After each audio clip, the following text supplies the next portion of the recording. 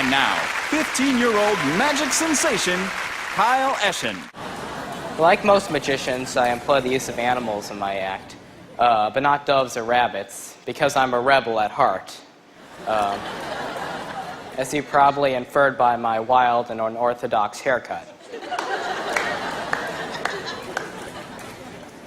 Instead, I use a canary, the fiercest of all domestic songbirds. I keep him here in my pocket. Actually, that's the pocket where I keep my collection of asbestos particles. Over here is where I keep the canary. It's a real bird. The only reason he's not moving is he has low blood sugar. After all, not everyone can be an energetic machine as I am.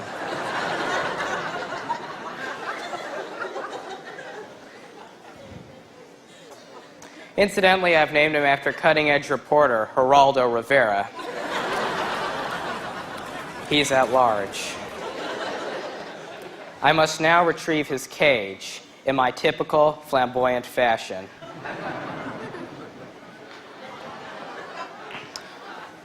Would you mind handing me the cage? Yes, I know I'm inferior to you. Thank you, Mother.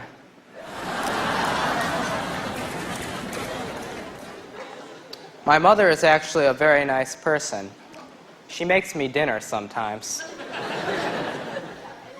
What is this I hear Geraldo whispering in my ear? How very whimsical indeed. He has asked me to make his cage disappear so he can forever fly free.